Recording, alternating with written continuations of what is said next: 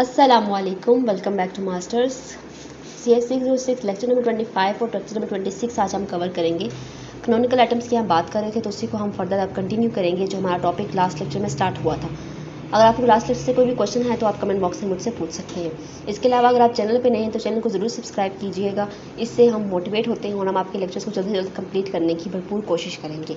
Lecture number 25 start करते हैं। Lecture number 25 आप देखें, आई नॉट अभी हमने जो कैनोनिकल आइटम पिछले लेक्चर में बनाई थी ये वहीं से स्टार्टअप है।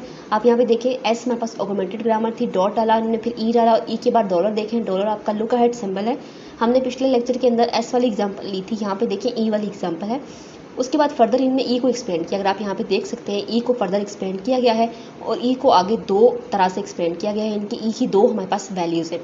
तो ये हमारे पास एक ग्रामर का क्वेश्चन तो नहीं गिवन, लेकिन उसके हमारे पास जो कैनोनिकल आइटम्स थे वो बनाकर हमें दिया हुआ है। ये पहला कैनोनिकल आइटम है जिसको हमने पिछले लेक्चर में बहुत अच्छे से देख लिया था और यहाँ पे आपको उन्हें बताया हुआ है डिटेल में। हैंडआउट्स को अगर आप रीड करना चाहें तो आप रीड कर सकते हैं कि डॉट को हमने पुट करना है और फिर वो डॉट हमारे लुक अहेड सिंबल के साथ चलता जाएगा। उसके बाद यहाँ पे गो टू प्रोसीजर है। अब हमारे पास जो सेकंड स्टेप होता है वो गो टू प्रोसीजर का होता है, ये भी हम पिछले लेक्चर में देख चुके हैं। अब हम थोड़ा सा इसे हैंडआउट से भी देख लेते हैं। हैंडआउट्स में आपको कहा है कि जो सेकंड क्रिटिकल स्टेप होता है हमारे पास कंस्ट्रक्शन में पार्सर की, वो हमारे पास गो टू प्रोसीजर है, यानी कि हमने वहाँ से दूसरी तरफ जाना है। यहाँ पे इसका एक आपको एल्गोरिथम दिया हुआ वो देखें, go to S and Y, और यहाँ पे देखिए फॉर ईच आइटम, यहाँ पे आप देख सकते हैं ए के बाद डॉट है और फिर वो फर्दर आहिस्ता आहिस्ता जाएगा आगे फर्दर और फिर उसके बाद रिटर्न हो जाएगा। ठीक है, ये आपको एक एल्गोरिथम सा उन्हें सुडोको कोड सा बना के दिया हुआ है। तो ये वही आपको बता रहे हैं कि हमें उसके बाद क्या बनाना है। उसके बाद हमारे पास है फिनाइट ऑटोमेटा ऑफ आइटम्स। अब LR1 पार्सर के आइटम जो है उसको हम फिनाइट ऑटोमेटा के इस्तेमाल करते हैं, ये भी आपने याद रखना है। और उसके बाद DFA जो है वो NFA से कंस्ट्रक्ट कर सकते हैं, या तो आपको पता होगा DFA को हम NFA से कंस्ट्रक्ट कर सकते हैं यूजिंग सबसेट कंस्ट्रक्शन।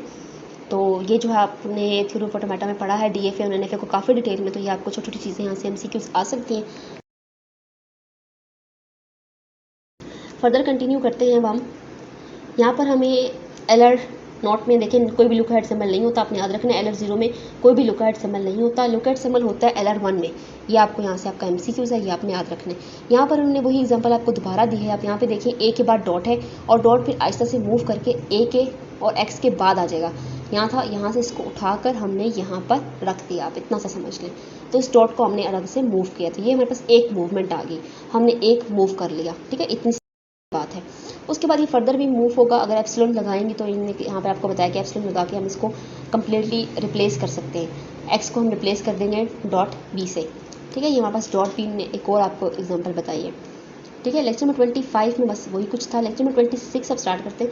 ये सारे लेक्चर रिलेटेड है, मैंने आपको बताया था। अगर आप एक दफ़ा कैनोनिकल आइटम वाला लेक्चर देख लेते हैं तो आपको ये सारे लेक्चर्स बहुत ईजी लगेंगे, अगर आपको वो चीज़ समझ आ गई है तो यहाँ पे देखिए वही ऑगमेंटेड मैट्रिक्स आ गई हमारे पास ये, और हमारे पास डॉट है और ई है, ये वही एग्जाम्पल है। और उसके बाद यहाँ पर आपको पता है कि लुक अहेड सिंबल हमने यहाँ पर डॉलर पुट करना है जो हमारा लुक अहेड सिंबल होगा।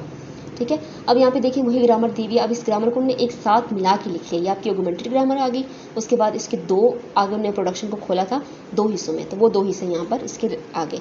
इसके लिए NFA कैसे बनेगा, NFA बनाना बहुत आसान है, आपने बस सिर्फ ये बनाने, ये ऑगमेंटेड मैट्रिक्स का है, फिर एप्सिलॉन से आपने स्क्वायरों को लगाना है और यहाँ पर हमारी पहली ग्रामर और यहाँ पर हमारी दूसरी ग्रामर है। ये ग्रामर हमारे पिछले लेक्चर में लेक्चर 25 में भी हमने देखी थी, एग्जाम्पल में गिवन थी जो आई नॉट में, ये वही है। ठीक है, ई हमारे पास फर्दर जो एक्सपेंड हुआ है वो ई की दो वैल्यूज़ में एक्सपेंड, और जैसे हमने एस को एक्सपेंड किया था पिछले लेक्चर में, बिल्कुल वैसे ही यहाँ पर इन्होंने ई को एक्सपेंड किया है। ठीक है, ई को एक्सपेंड करके अगर आपको NFA बनाना आएगा तो NFA आपने बहुत इजीली आप देख सकते हैं यहाँ पर। आप ये आपका क्वेश्चन है, ये आपकी ग्रामर है और ये आपका NFA है। सो सिंपल, आपने ऑगमेंटेड मैट्रिक्स को पहले यहाँ पे लिखना है और फिर एप्सिलॉन से उसको एरो लगा के आपने दूसरी दोनों वैल्यूज़ को लिख देना है। अगर आगे फर्दर और भी गिवन हो आप फिर उनको फर्दर एरो लगा के लिखते जाएंगे। ठीक है, यहाँ पर एक एल्गोरिथम आपको दिया हुआ है, ये आपने एज इट इज़ याद करना है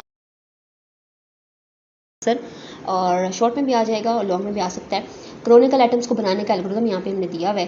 तो देखिए, सबसे पहले ऑगमेंटेड ग्रामर होती है, एन ऑगमेंटेड ग्रामर। उसके बाद कैनोनिकल आइटम्स सेट LR1 के लिए बनाए जाते हैं। आई नोट हमारे पास जो है पहला है, आई नोट I0 जो भी आप इसको बोल लें। क्लोजर है यहाँ पे आप देखें एस, और वही ऑगमेंटेड मैट्रिक्स जो पिछले लेक्चर में मैंने आपके लिए बनाई थी बिल्कुल वही आपको यहाँ पे हमने दी हुई है। डॉलर आपका लुक अहेड सिंबल है और यहाँ पे आप देखें CC है और ये आई नोट है। और इसके बाद ये रिपीट होगा, क्यों रिपीट होगा, क्योंकि अब हम एस को खोलेंगे, जब एस को खोलेंगे तो हमारी और बनती जाएंगी और डॉट जब तक ख़त्म नहीं होता तब तक हमने कैनोनिकल आइटम्स बनाते रहना है। ठीक है, तो यही आपको यहाँ पर इन्होंने दिया हुआ है, आपने इसको देख लेना है, पेपर में आपको आ सकता है ये। ठीक है। उसके बाद यहाँ पर वही चीज़ें एक्सप्लेन हुई है कि आप जब इसको यूज़ करते हैं ऑगमेंटेड ग्रामर को, यहाँ पर मैंने आपको एक और एग्जांपल दी हुई है। अगर आप देखें आपको ये एग्जांपल दी हुई है, एस है, ई है और फिर ई है, ई प्लस ई और फिर इंट है। अब अगर आपने इसको ऑगमेंटेड ग्रामर बनाना है तो आप कैसे बनाएंगे? सबसे पहले तो आप ई के साथ यहाँ पर आपने सबसे पहले शुरू में डॉट पुट करना है और फिर ई के साथ डॉलर लगाना है, ठीक है। और यहाँ पर उन्होंने फर्दर इसी एग्जाम्पल को कंटिन्यू किया है। और यहाँ पे देखें आई नोट इनने बनाया है, आपका I1 बनाया, फिर I2 देखें I2 इनने बनाया है, गो टू करके, और इस तरह से आपको इनने एल्गोरिथम सा यहाँ पे दिया हुआ है, ठीक है। और फर्दर इसके अंदर क्लोजर नहीं होगा, क्यों नहीं होगा? क्योंकि डॉट अब एट द एंड पहुंच चुका है। ये सारी बातें मैं आपको पहले ही बता चुकी हूँ कि जब डॉट अब आपका एट द एंड तक पहुंच जाता है तो आपने वहीं पर स्टॉप करना है, फर्दर आपने प्रोसीड नहीं करना, ठीक है। I3 पे गो टू कैसे हो रहा है, ये सारा आपने हम जो क्रोनिकल आइटम्स पिछले लेक्चर में बनाई थी ये सारी वही है। I4 देखें, I3 देखें, I4, ये सारे हमने आपको दे दिए। इसके अलावा इसको हम इस तरह भी लिख सकते हैं, इसको हम DFA के फॉर्म में रिप्रेजेंट कर सकते हैं। NFA DFA जो आपने देखा था थ्योरी ऑफ ऑटोमेटा में वो थोड़ा डिफरेंट था, ये थोड़ा डिफरेंट है। अब इसमें देखें, इसमें कोई वो हमने इनिशियल स्टेज नहीं बनाई, फाइनल स्टेज नहीं बनाई। इसके अंदर क्या होगा? सबसे पहले आपका ये जीरो वाला कैनोनिकल आइटम वाला जो पहला आपका कैनोनिकल आइटम था, ऑगमेंटेड ग्रामर लिख दी हमने यहाँ पे, और ये हमने ई की दोनों फर्दर ई को दोनों तरह से एक्सपेंड कर दिया, बस ये हमारे पास पहला बन गया। उसके बाद यहाँ पे हमने इंट को एक्सपेंड किया है। जब इंट को एक्सपेंड किया इन्होंने तो इंट के बाद देखें यहाँ पे देखें ये जो पार्ट है ना, ये डॉलर और ये तीनों पिछले वाले का हिस्सा है, तो यहाँ से नीचे आ गए। और जो हमारे पास ये जो इसमें ग्रामर है ना वो ई हमारे पास जा रहा है डॉट और फिर इंट से। तो अगर आप डॉट इंट से अब इसको आप एक्सपेंड करें तो यहाँ पे देखिए इंट लिखा हमने, अब इंट के बाद डॉट आएगा। पहले जो है वो इंट के पीछे डॉट था, इसको इंट के आगे ले आए। जब इसको इंट के आगे ले आए तो ये तो ख़त्म हो गया, ठीक है। यहाँ पर भी ये नहीं आता, इंट के आगे आएगा तो ये ख़त्म हो गया। जब ये ख़त्म हो गया तो उसको हम रिड्यूस स्टेज कहते हैं। आपने ये भी याद रखना है कि जब आपका डॉट स्टेज पे ख़त्म हो जाता है ना, उसको हम रिड्यूस भी, रिड्यूस और शिफ्ट कब हो रहा है, और रिड्यूस कब हो रहा है, शिफ्ट कब हो रहा है। रिड्यूस तब हो रहा है जब आपका डॉट एंड पे पहुंच चुका है तो आपका रिड्यूस हो गया। अगर डॉट अभी नहीं है, अभी चल रहा है, तो वो एक्सेप्टेंस स्टेज है। अब यहाँ पे देखें अगला आपका देखें कैनोनिकल आइटम, इसमें क्या है? अब यहाँ पे देखें ई के पीछे था डॉट, अब ई के आगे आ गया, ठीक है। ये ई के आगे आ गया, अब ई के आगे देखें डॉट आ गया ना, और बाकी सारा वैसे ही लिख देना है। हमने सिर्फ एक एक करके करना है। डॉट को एक ही बार हम मूव कर सकते हैं, ये नहीं है कि हम डॉट को उठा के एंड पे ले जाएं, ऐसा नहीं होगा। हम डॉट को एक एक करके मूव करेंगे। तो यहाँ पर हमने एक करके मूव किया तो अभी देखिए ख़त्म नहीं हुआ, अभी हमारे पास बहुत कुछ रहता है। इस वजह से हम इसको कह रहे हैं कि अभी एक्सेप्टेंस स्टेज पर है, क्योंकि अभी तो बहुत कुछ रहता है। उसके बाद उन्होंने फर्दर प्लस के साथ किया है।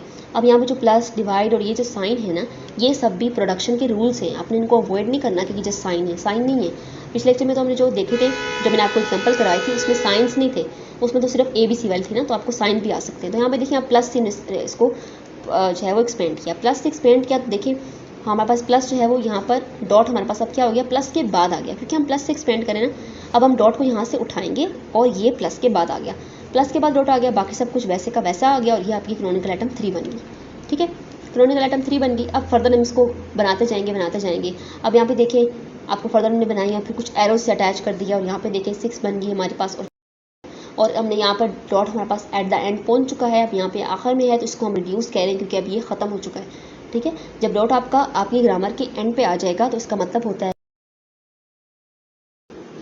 तो ये आपने MCQ के लिए याद रखना है, रिड्यूस कहाँ हो रहा है, एक्सेप्ट कहाँ हो रहा है, ठीक है। एक्सेप्ट आपने स्टार्टिंग में लिख देना है कि वो डॉलर पे एक्सेप्ट हो रहा है, क्योंकि अब हमारे पास फर्दर वो कंटिन्यू होगा, और इनको एरो से ज्वाइन करके हमारे पास ये DFA बन गया है, ठीक है। तो यहाँ पे देखें DFA बनाना कोई मुश्किल काम नहीं है, आपको बस कैनोनिकल आइटम्स बनाने आने चाहिए। जैसा कि मैंने आपको लास्ट लेक्चर में बताया था कि कैनोनिकल आइटम्स आपके बहुत इंपॉर्टेंट हैं। अगर आपको वो बनाने आ गए तो इसका मतलब है कि आपको बहुत कुछ आ गया।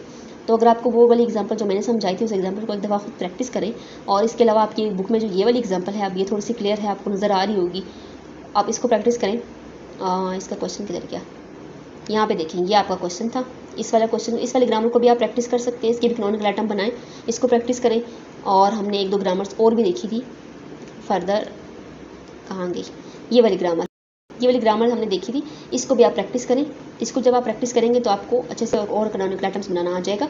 और आपके हैंड नोट्स में काफ़ी इन्होंने सब अजीब तरह से आपके हैंड नोट्स बनाए हुए हैं, क्योंकि हैंड नोट्स बहुत ज़्यादा पुराने हैं, इस वजह से इनके हैंड नोट्स में अभी तक अपडेशन नहीं हुई। पहले ही अपडेट हो चुका है, लेकिन अभी तक आपकी यूनिवर्सिटी वालों ने अपडेट नहीं किया, पता नहीं कब अपडेट करेंगे। और आपके हैंड नोट्स हैं भी ये थोड़े, तो जो हैंड नोट्स थोड़े होते हैं ना, मतलब वो इनकम्प्लीट हैं, वो पूरे हैं ही नहीं। वो इनकम्प्लीट होने की वजह से ना वो बहुत प्रॉब्लम क्रिएट करते हैं, और साथ आपको फिर रेफरेंस बुक रेफ़र की जाती हैं, और मतलब रेफरेंस बुक तब कोई भी नहीं देखता, अब किसके पास इतना टाइम है कि वो रेफरेंस बुक देखें। लेकिन अगर आप यही बेसिक चीज़ें जो आपके हैंडआउट्स में गिवन है आप ये कर लेते हैं तो आपका पेपर 100% बहुत अच्छा हो जाएगा। मेरा खुद इस सब्जेक्ट के अंदर 4 से GPA आया था, क्योंकि ये मेरा फेवरेट सब्जेक्ट हुआ करता था। इसको मैंने बहुत डिटेल में पढ़ा हुआ है, तो इस वजह से मैं आपको पढ़ाने के काबिल हो चुकी हूँ। तो यहाँ पे आप देखें, कैनोनिकल एटम के लिए आपने प्रैक्टिस करनी है, I0 आपने बनाना है, फिर I1 I2 I3 जितने भी बनते हैं आपके। आई थिंक जब मुझे लॉन्ग क्वेश्चन दिया था तो मेरे 6 कैनोनिकल एटम्स बने थे, और टोटल 6 ही कैनोनिकल एटम्स बने थे। और उस तरह फिर मैंने DFA बना के उनको बनाया था। यानी कि अगर आपको DFA दिया होगा ना तो आपने कैनोनिकल एटम साइड पे पहले बना के उनको ऐसे बॉक्सेस में डालना है और एरो लगानी है, ठीक है, एरो से रिप्रेजेंट करना है। अब एक वर्टिकली देखिए 1 बाय 1 आप भी रिप्रेजेंट कर सकते हैं, ठीक है। इसके अलावा आप यहाँ पे भी जा सकते हैं, यहाँ पे नेम था तो आपने एरो लगा के यहाँ पे आप चले गए, तो आप इस तरह से भी बना सकते हैं। MS वर्ड पे बहुत आराम से ये DFA बन जाता है। तो आपने DFA की प्रैक्टिस भी करनी है MS वर्ड पे एक दफ़ा, अपने हाथ से एक दफ़ा गुजार लीजिएगा, क्योंकि आपको पेपर में इस चीज़ आपने मिस बिल्कुल भी नहीं करनी। और इसके बाद हम नेक्स्ट लेक्चर के अंदर अब LR1 का टेबल बनाएंगे, और टेबल कंस्ट्रक्शन भी हमारे पास जो है वो कैनोनिकल एटम्स आपको आते होंगे तभी टेबल बनेगा। तो कैनोनिकल एटम वाले टॉपिक सबसे पहले आपने क्लियर करने हैं और उसके बाद ही आपने फर्दर आगे आना है। तो इंशाल्लाह ताला नेक्स्ट वीडियो के अंदर हम इसका टेबल बनाना भी सीखेंगे, जो भी बहुत इंपॉर्टेंट टॉपिक है आपके लॉन्ग और शॉर्ट के लिहाज से। तो हम LR1 का पार्सल अब नेक्स्ट टेबल पर बनाएंगे, ठीक है। और चैनल पे अगर आप नए हैं तो चैनल को सब्सक्राइब ज़रूर कीजिएगा, और वीडियो को भी लाइक कर दें और शेयर भी कर दीजिएगा। Thank you so much for watching this video.